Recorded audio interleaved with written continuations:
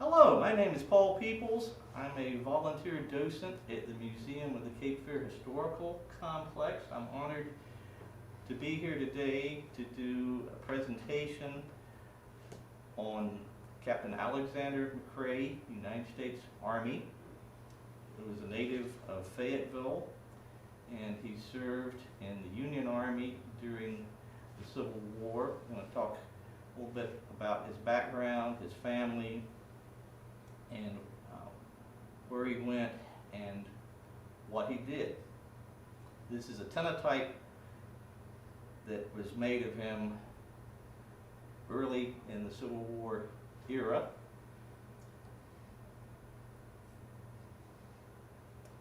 History is about people. It's the story of people. Today's presentation is about Alexander McRae. I feel like I need to acknowledge the work that was done by some fellow historians who have since passed on, especially the late Marion Cox Grinstead, who was a native of New Mexico and was a school teacher here at Fort Bragg, and then moved back to New Mexico, and she published a book, Destiny at Valverde, The Life and Death of Captain Alexander McRae. Some of the illustrations that you will see in this presentation came out of this book. It was also my honor and privilege to meet with Ms. Marion in her residence in Alamogordo, New Mexico, before she passed away, and we were able to have more discussions about Captain McRae, and she had a painting done from the tenotype, and that's going to be in the presentation a little later on. I would also like to acknowledge Fayetteville historian Roy Parker, Jr. He's published many works during his lifetime on the history of Fayetteville, and also published an article in the Fayetteville Observer in the 1990s on Captain McRae.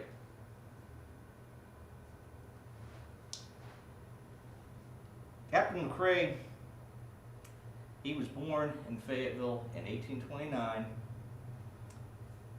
so he and his family survived the Great Fire of 1831, which burned their house down. The McRae family, very prominent.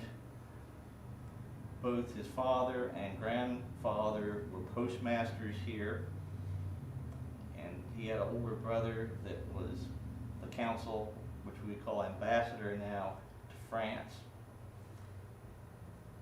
Alexander, his friends call him Alex, so I feel I know enough about him, I may call him Alec sometimes during this presentation.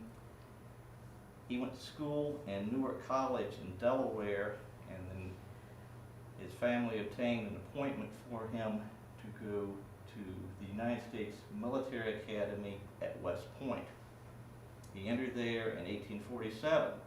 Now, the context of what's going on during Captain McRae's lifetime is very important.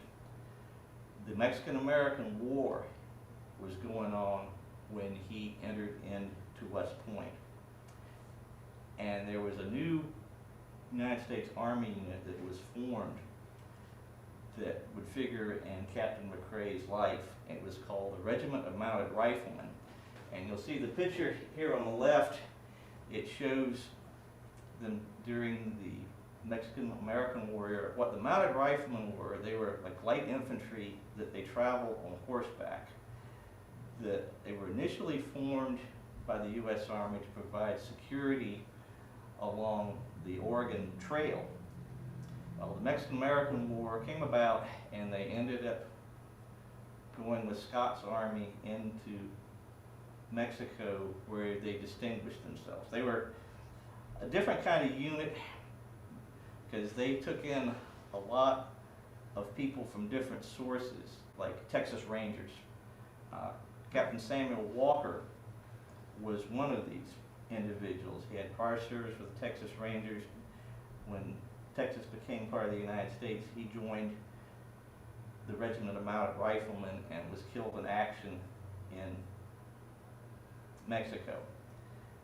The name the Brave Rifles comes from General Scott, because this unit distinguished itself so well. So when Captain McRae graduates in 1851, his father had actually wanted to go into the artillery, which is somewhat ironic, as you will see later on in this presentation. But he decided that he was going to join the Regiment of Mounted Riflemen, and that's the unit he would serve with, which was normal for the Army of this time. You join a unit, it was normal, you would spend most of your career in that unit. So what this picture here shows, on one side, the old, when they were formed, and the new, which is relevant. It's, the cycles of history are very interesting, because the Regiment of Mounted Riflemen in 1861, they would be redesignated the 3rd United States Cavalry. They would continue to serve during the Civil War. They would actually be here with Sherman's army in 1865. They would go back out west. The regiment would also serve in the Spanish-American War, would serve in World War II as an armored cavalry or tank unit. They also participated in peacekeeping duties in the Balkans in the 1990s, also served in Desert Storm, and have served several tours in Iraq. In 2011, they were redesignated a Stryker unit. This vehicle that you see right down here, that's the Stryker. It's an armored wheeled personnel carrier. So essentially, the 3rd Cavalry has come full circle. They are once again a regiment of mounted riflemen. They're just riding into action on Stryker vehicles instead of horses. The function is the same. The uniforms, the equipment, but a lot of the functions are the same. Also, the ethos of service, devotion to duty, and sacrifice epitomized by Captain McRae are still a part of his regiment. Now this map right here shows the New Mexico territory in the late 1850s. A note, at this time, there was not Arizona. New Mexico was one big area west of Texas, between Texas and California. And this was the area that Captain McRae was serving in when the Civil War broke out. Now, May of 1861 ended up being a very tough month for Captain McRae. The first thing, and I don't know when he actually got the word of it, but on the 2nd of May, his mother passed away here in Fayetteville. And at the end of 1861, North Carolina elected to secede from the Union. So Captain McRae, as a regular officer, he faced a dilemma to go with his state or to stick with the Union. He elected to not resign his commission. Several other members of his regiment did. Some of them would become prominent later on. Captain Richard S. Ewell, who would later become a Confederate general. Also, 2nd Lieutenant Joseph Wheeler, who would become a general in the Confederate Army in the cavalry, and subsequently become a general in the United States Army during the Spanish-American War. Now this map right here is a picture I actually took at Fort Craig. This is going to be the lead up to the Battle of Val Verde. Briefly, what happened early in 1861, Texas left the Union and the military posts were seized by Confederate forces. So Fort Bliss that you see down here, that became a Confederate outpost. Former Union officer Sibley came up with a plan to capture the Southwest Territories for the Confederacy. And in the San Antonio area, several units were raised. It was approximately 2,500 soldiers, and they moved from San Antonio to Fort Bliss, and they moved up into the New Mexico Territory early in 1862. Now the town of Mesilla was like the capital of the local area. It had been acquired in the Gadsden Purchase after the Mexican-American War. There was a small garrison at Fort Fillmore. It was not defensible. It was not a stockaded. It was didn't have any walls or anything around it.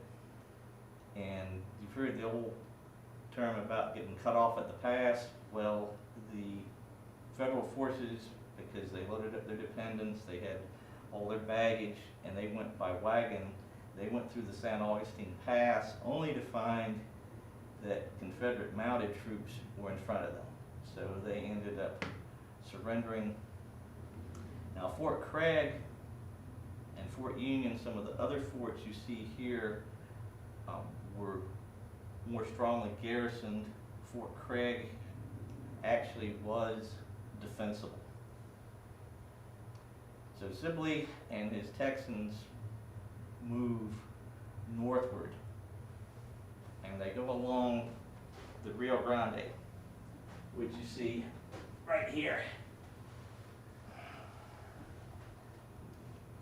Now this next slide, this is where the Battle of Valverde took place. It's the photo I took in May of 2011.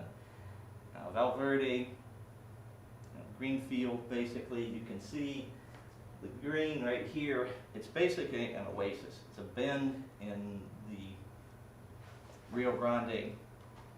It's used for grazing cattle. So it was kind of an important spot. The Confederates moved around Fort Craig. You can see right here, this shows the route of the river. The Confederates were going around to the north. That big black mesa is in the upper left-hand corner that dominates it. Union forces commanded by Colonel Canby, they sent scouts out. They kind of had an idea where the Confederates were heading, so they blocked the ford to cross the Rio Grande. And so this is what brought the battle about. I said it was ironic that McRae's father wanted him to become an artilleryman, because as the war is progressing, Captain McRae is tasked with forming an artillery battery. It's a provisional battery. It has some artillerymen, some other people with his West Point training. He gets these soldiers trained for a 6-gun artillery battery.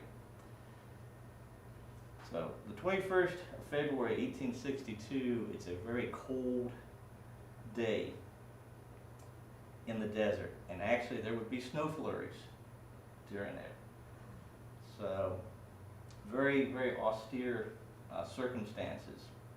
The early part of the battle, McRae's battery and another battery that has some heavier artillery, a couple of 24-pound howitzers, they dominate the field.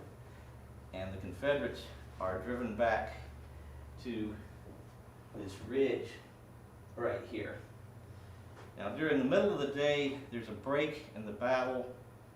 People are replenishing ammunition, food, repositioning themselves.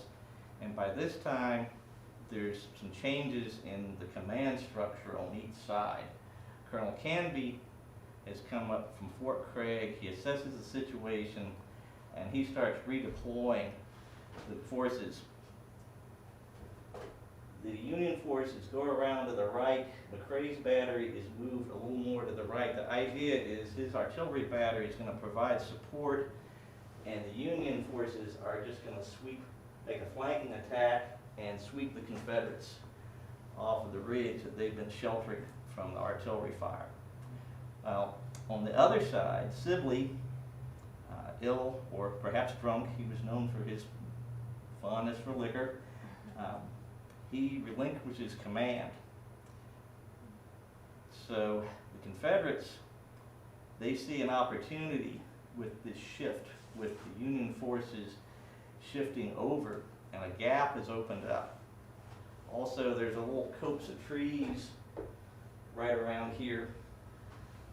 So the Confederates mass, and they make an attack in the center.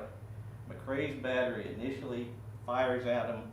They fire canister shot, which is very devastating. A canister shot, basically, it's a coffee can full of musket balls. It's just like a shotgun. And each one of those guns had the firepower of an infantry company. Well, what the Texans do in the assault, they see the puff, and you would know you were getting shot at with canister because it was packed in sawdust, so you'd see a yellow puff. These soldiers actually took cover. They took cover. They weren't hit by that. And then with the smoke of battle, all the black powder smoke from all the muskets, cannons going off, the Union commander, they think, all right, you know, the charge is broken, everything's good in the center. But it's not. The Confederates get back up, they get through the trees where they've got cover, and they assault McRae's battery. And a melee ensues where McRae and several of his men are killed in action. Now, Captain McRae, he was already wounded. You know, he could have honorably fallen back to have his wounds treated, but he stayed. He stayed with his men, and he stuck with his guns, and that's where he died. The attack continues through the center. The Confederates actually turn McRae's guns around, and the Union retreats back. They retreat back to the river, and at this point, the Union commander calls for a truce.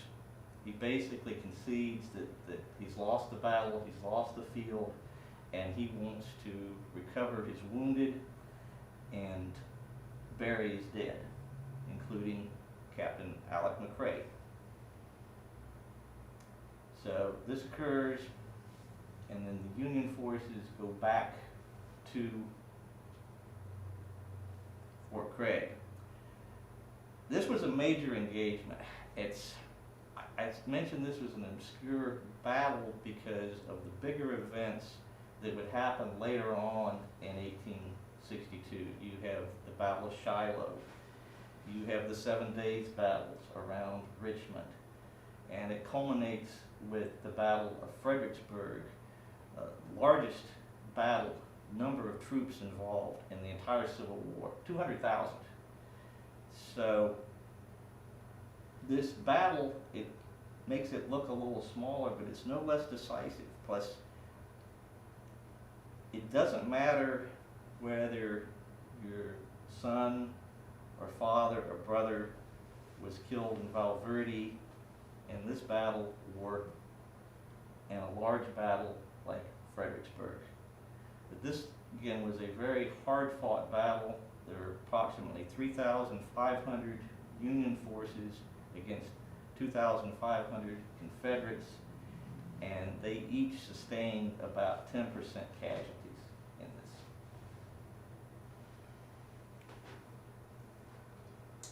Now, this is from Marion Cox Grinstead's book. She and a photographer were able to go to the site. I wasn't able to get to the site, and you can see at the base of the mesa, you can see where McRae's battery was. Now, also another legacy, the Confederates would go forward, but it was, even though it was a marginal tactical victory, strategically, the Confederates, they lost over 1,000 horses and mules. The artillery fire, much like what happened to Meade's Union Army at Gettysburg, took a lot of casualties. Plus, the night before the battle, about 200 of the Confederate mules, because they were thirsty, they basically defected. They smelled the water. They smelled the river, the water in the river, and they broke loose and they went over to the Union side. Also, while the Confederates are breaking through the center of the Union line at Valverde, the Union Cavalry Patrol captures and destroys the wagon train, the logistics for Sibley's army. So a lot of them that were mounted, they're now dismounted. Sibley is forced to leave his wounded and sick behind, but he presses on. And the Confederates are successful in briefly capturing Santa Fe and Albuquerque, and then they come to grief in the Battle of Glorieta Pass. They're defeated in large part by the arrival of 400 Colorado volunteers under a Major Shivington. And again, they get attacked in the rear during this battle. They lose more wagons, more supplies, and they are forced to make a very painful retreat back down to Fort Bliss. Now the legacy, see, this is one of the guns supposedly that were part of McRae's battery. Another legacy is Eastwood High School. This is their logo. Their mascot is the trooper. They're the troopers, like the cavalry troopers, and their colors are blue and gold. Gold is the cavalry color. And this school is located on McRae Boulevard in El Paso. The Union will also name a fort after McRae in New Mexico. It doesn't exist anymore, and a reservoir of the Rio Grande Elephant Butte. Its waters would eventually go over the site. So it's there near the uniquely named town of Truth or Consequences.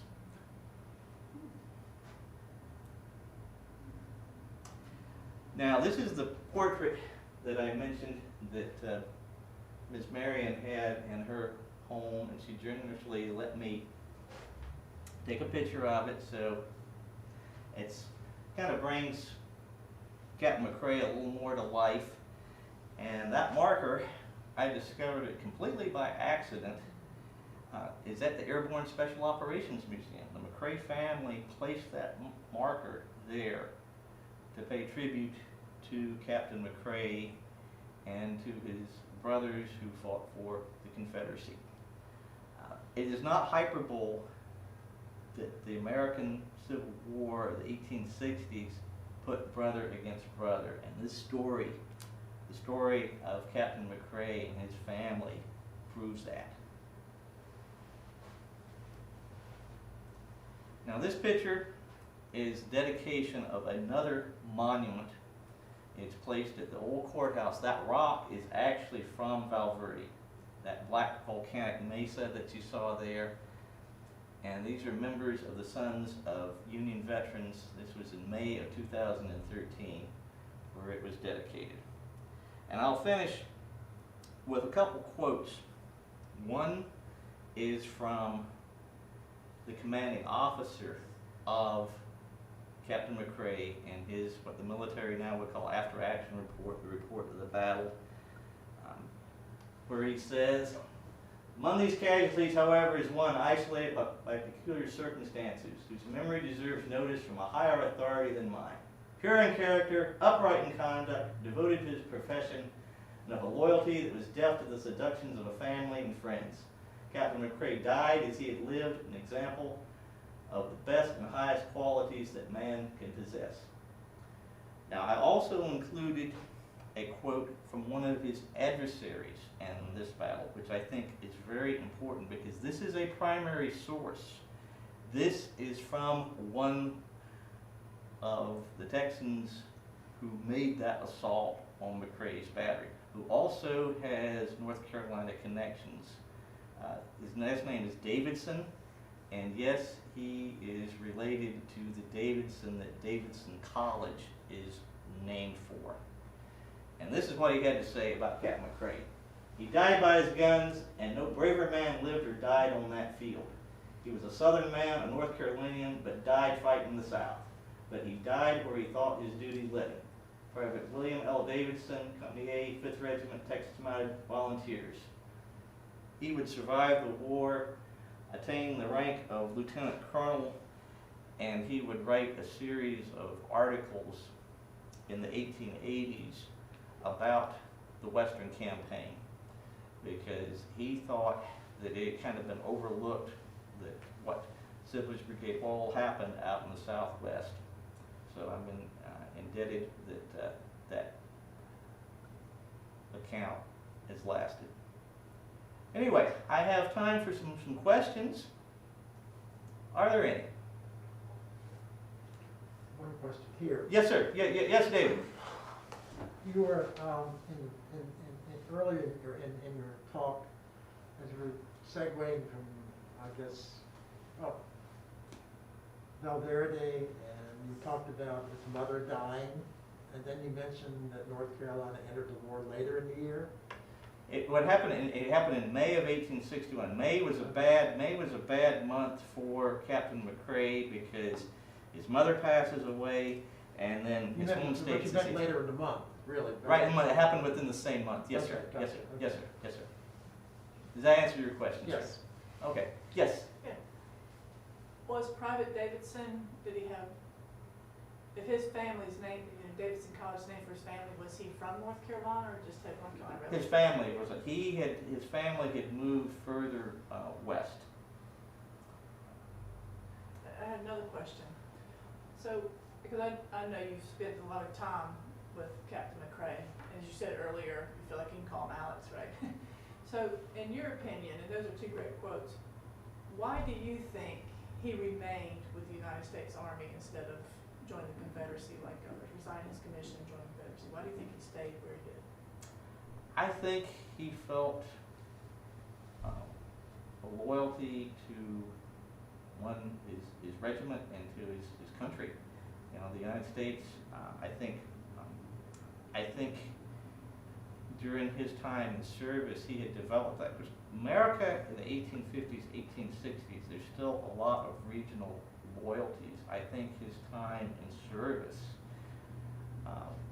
it changed where he felt a higher loyalty, whereas others still felt that they were more loyal to their state, that their state was their country. That's my opinion. You asked for opinion questions, so I wanted your thoughts. so Yes. Thank you. I have a follow-on to what Lisa just said. Since we know he sided with the Union and his four brothers went with the South, was his four brothers in the United States military prior to the war? Or No, they were not. They were not. So their loyalties immediately went with the state. As Exactly. opposed Yeah, to- but that's a very good point. And actually, and one of his brothers was a member of the Fayetteville Independent Light Infantry.